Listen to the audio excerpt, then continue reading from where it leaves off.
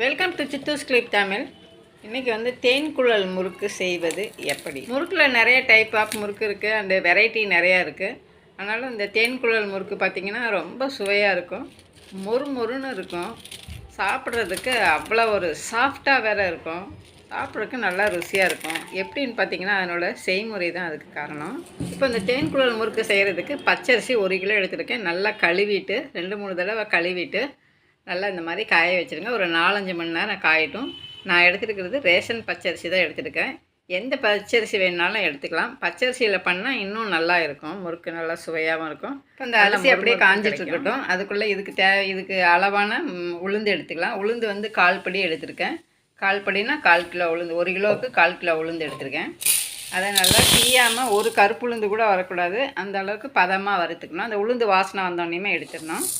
இந்த மாதிரி மொறுமொறுப்பு தன்மை கிடைக்கணுங்கிறதுக்காக தான் கொஞ்சம் ஒரே ஒரு கைப்பிடி புழுங்கல் அரிசி அதையும் வறுத்து எல்லாத்தையும் ஒட்டுக்காக சேர்த்து பாக்ஸில் போட்டு நல்லா கலந்து விட்டு அதுக்கப்புறமா மிஷினில் கொடுத்து அதை முறுக்கு மாவுக்கு அரைக்க சொல்லி, அவங்க சொன்னாவே போதும், அவங்களுக்கு தெரியும்.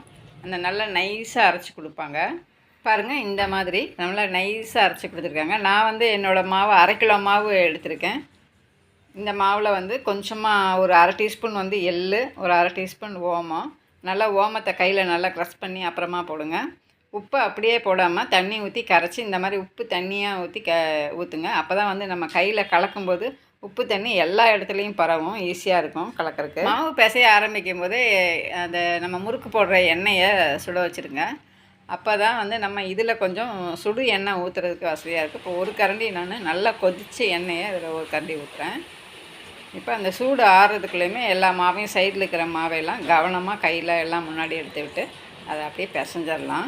இந்த எண்ணெயை எல்லா பக்கமும் மாவில் பரவுற மாதிரி நல்லா பிசைஞ்சு விட்டுடலாம். கையில் இப்படி புளிச்சோம்னா இந்த மாதிரி இருக்கணும். அதான் பதம் சரியாக இருக்குன்னு அர்த்தம். இதுக்கப்புறம் நம்ம தண்ணி வந்து எப்பயும் முறுக்குக்கு பிணையிற மாதிரி தண்ணி வெதுப்பான தண்ணியை ஊற்றி பிசைஞ்சிக்கலாம். இதில் வந்து கொஞ்சம் தண்ணி அதிகமாக ஊற்றி கொஞ்சம் தளன்னு இருக்கிற மாதிரி பிசைஞ்சிக்கணும். தண்ணியை வந்து கொஞ்சம் கொஞ்சமாக ஊற்றி பிசையணும். தண்ணி, இந்த மாவு வந்து கொஞ்சம் தண்ணி இழுக்கும். நம்ம அந்த உளுந்து இதெல்லாம் அரிசிலாம் வறுத்து போட்டிருக்கோம்ல, அதனால் இந்த மாவும் நைஸாக இருக்கும். அதனால் கொஞ்சம் தண்ணி இழுக்க தான் செய்யும். கவனமாக இதில் தண்ணி கலந்து இந்த மாதிரி பிசைஞ்சிக்கணும். இந்த பதத்துக்கு பிசையணும். தென்குழல் முறுக்கு பண்ணுறதுக்கு நான் இந்த 3 ஓட்டை உள்ள இந்த அச்சு எடுத்திருக்கேன். அது இல்லாமல் இந்த கையிலையே வச்சு பிழிகிற மாதிரி இந்த அலுமினியம் அச்சு தான் நான் யூஸ் பண்ணுறேன். அதில் மாவு வந்து ஒரு 3/4 இதுக்கும் கீழேயே இருக்கட்டும். மாவு போட்டுட்டு மாவு நல்லா நைஸாக அரைச்சிருக்கிறதுனால புளியறதுக்கு ரொம்ப ஈஸியாகவே வரும். நம்ம பிணைஞ்சிருக்கிற அந்த மாவு பிணைஞ்ச பதமும் வந்து கரெக்டான பதத்தில் பிசைஞ்சிருக்கோம். அதனால் பாருங்கள், மாவு இந்த மாதிரி வச்சுட்டு அப்படியே புளிஞ்சு விட்டிங்கன்னா நைஸாக வரும். முதல்ல போட்டது கொஞ்சம் பெருசாக போட்டுருக்கேன். இது பாருங்கள், கொஞ்சம் சின்னதாக போடுறேன். இதை விட நீங்கள் என்ன கொஞ்சம் ஒரு சுற்று விட்டிங்கன்னா முறுக்கு வந்து நல்லா பெரிய முறுக்காகி அடர்த்தி அதிகமாகி வேகிறதுக்கு கொஞ்சம் நேரம் ஆகும். இப்போ அப்படியே எண்ணெயில் போடுறேன். எண்ணெய் வந்து கொஞ்சம் அதிகமாக காஞ்சிருச்சு, அதனால் கொஞ்சம் சூடு கம்மியாகட்டுன்னு நான் ஒரு முறுக்கை முதலே போட்டுட்டேன். சூடு கம்மியானதுக்கப்புறம் தான் இப்போ 2வது போடுறேன். முறுக்கை வந்து எண்ணெய்க்குள்ளே போட்டு இப்படி அரிக்கரண்டி வச்சு அமுத்தக்கூடாது. எண்ணெய் நிறையா குடிச்சிடும். அழுங்காப்பில் இப்படி திருப்பும்போது அழுங்காப்பில் இப்படி திருப்பி விடணும். 2 பக்கமும் மாற்றி திருப்பி விட்டுக்கிட்டே இருக்கணும் வேகிற வரைக்கும். வெள்ளையாக வேணும் அப்படின்னா இந்த மாதிரி 2 தடவை திருப்பினீங்கன்னா போதும். முறுக்கு மொறுன்னு இருக்கும். இந்த பொசிஷனில் எடுத்துடலாம். முறுக்கு வெள்ளையாகவே இருக்கும். நான் இன்னும் கொஞ்சம் கலரு கொஞ்சம் ப்ரௌன் கலர் வந்தோடனே எடுக்கிறேன். இப்போ இந்த கடாயில் வந்து 3 முறுக்கு தாராளமாக போடலாம். நான் கொஞ்சம் பெருசாக போட்டிருக்கேன். கொஞ்சம் ஒரு சுற்று கம்மி பண்ணியிருந்தேன்னா 4 முறுக்கு கூட போட்டு எடுக்கலாம். இப்போ அதை அப்படி திருப்பி விட்டுட்டு 2 பக்கமும் ஓரளவுக்கு வெந்ததுக்கப்புறம் 1 சைடாக இப்படி தள்ளி விட்டுட்டு இன்னொரு முறுக்கு அந்த பக்கம் போட்டுடலாம். இந்த தேன்குழல் முறுக்கு வந்து நீங்கள் இன்ஸ்டன்ட் மாவில் பண்ணிங்கன்னா முறுக்கு வரும்.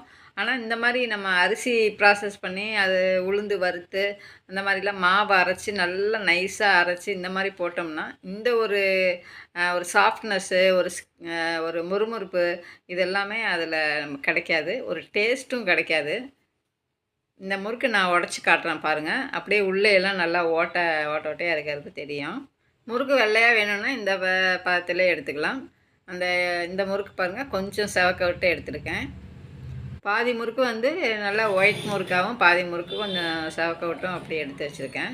நல்லா வெள்ளையாக வேணும்னா இந்த மாதிரி பதத்திலே எடுத்துடலாம். நல்லா சாஃப்டாகவும் இருக்கும், மொறுமொறுப்பாகவும் இருக்கும், முறுக்கு டேஸ்ட்டாகவும் இருக்கும். இதுக்கு வந்து கொஞ்சம் கலர் கொஞ்சம் அதிகம், ஒரே ஒரு இது அதிகமாக விட்டுருக்கேன். இது பாருங்கள், உடைக்கும் போது அப்படி கை வச்ச உடனேயுமே அப்படியே சாஃப்டாக அப்படியே கலந்து வருது. அந்த அளவுக்கு சாஃப்டாக இருக்குது. நல்லா மொறுமொறுப்பாகவும் இருக்கும், சாப்பிட்றதுக்கும் ருசியாக இருக்கும். மெயினாக சொல்லணும்னா வயசானவங்களாம் வந்து இந்த முறுக்கை கறக்க முறுக்குன்னு கடித்து மென்று சாப்பிட முடியலனாலும் கையிலே இப்படியே முறிச்சு விட்டு அப்படியே ஊற வச்சு சாப்பிட்றலாம். அந்த அளவுக்கு ரொம்ப சாஃப்டாக இருக்கும் முறுக்கு. குழந்தைகளுக்கு சாப்பிட்றதுக்கும் ரொம்ப ஈஸியாக இருக்கும். சூப்பரான சுவையான இந்த தேன்குழல் முறுக்கை நீங்களும் ட்ரை பண்ணி பாருங்கள். ஒரு சப்ஸ்கிரைப் பண்ணி விடுங்க. பிடிச்சிருந்ததுன்னா லைக் கொடுத்து விடுங்க. தேங்க்ஸ் ஃபார் வாட்சிங்.